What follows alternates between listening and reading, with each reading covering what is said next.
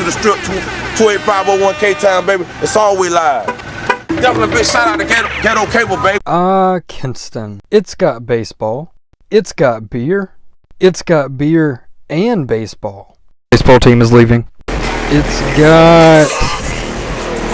Kinston was initially established as Kinston with a G back in 1762. Back then, the county was known as Dobbs County rather than Lenoir County today. The little red dot on this map shows where Kinston is located in North Carolina. Basically, it's not anywhere you want to be. Back in its heyday, Kinston was a big industry town. There used to be tobacco. Tobacco was and still is pretty big here, as well as some other industries. I'm pretty sure there was a bottling company here, but I'm too lazy to look that up. Also back in the day, Kinston was a pretty popular hangout spot. Marines from Jacksonville would drive all the way to Kinston just to hang out on the weekends. Unfortunately, over time, many of these businesses left the Kinston area. The city really hasn't fully recovered since then, but there's still some nice businesses in the area that you should check out. There's also a water park and a nice restaurant called Chef and the Farmer that even had its own TV show on PBS. Speaking of food, don't forget to stop at the Lunchbox to get some healthy cuisines. Arguably the biggest tragedy in Kinston is the mall, which now sits empty. Only one store remains open in the mall, and that is a Belk. Some people say that the mall started to decline in the late 90s, but there were businesses and restaurants open here until the 2010s. These days, the biggest thing in town is the annual barbecue festival, which attracts white people from all over the state every May. Speaking of white people, Kinston has probably one of the best coffee shops around. Middle Grounds Coffee House is located on Heritage Street. Grab you some coffee and head on over to Home Team Burgers. I'm not even joking, this is probably one of the best cheeseburgers I've had. I was even so inclined to leave a Google review about it.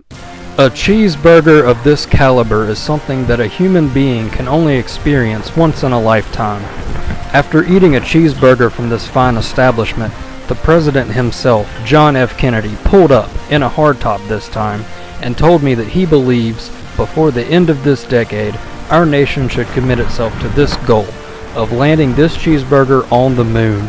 This burger will make you love America more than you love yourself.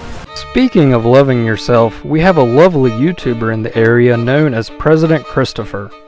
The locals refer to him simply as Flip. He's posted many hit videos over the years, such as White Guy in the Hood Visiting Where I Was Robbed and Beat Down July 4th. Here, right there is where I got beat down July 4th, 2012. They busted my ear. They showed my wallet. Regarding the incident, President Christopher said, "I got videos of me riding my bicycle through this hood at night. This makes me laugh. You should have seen this place in 2009, 2010, 2012. I got the videos. Care to see them? I got Asperger's like you. Dear Elon Musk, can you help me get a hair transplant? I'll pay any price I've spelled by the Father, Son, and Holy Ghost just as long as God saves me at the end to be a good-looking guy."